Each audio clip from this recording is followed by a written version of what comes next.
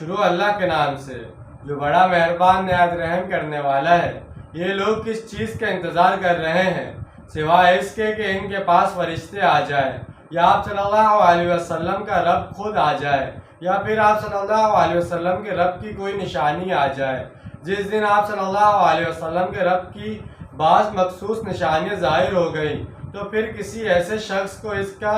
ایمان لانا کچھ فائدہ نہ دے گا جو پہلے سے ایمان نہیں لا چکا تھا، یا اس نے اپنے ایمان میں کچھ خیر نہیں کما لیا تھا۔ تو اے نبی صلی اللہ علیہ وسلم کہہ دیجئے تم بھی انتظار کرو، ہم بھی انتظار کرتے ہیں۔ دراصل یہ ان واقعات یا علامات کا ذکر ہے جن کا ظہور قیامت کے دن ہونا ہے، جیسے سورہ فجر میں فرمایا، زمین کے مزداق روز محشر فیصلہ اسی زمین پر ہوگا، یہیں پر اللہ کا نزول ہوگا، یہیں پر فرشتے پر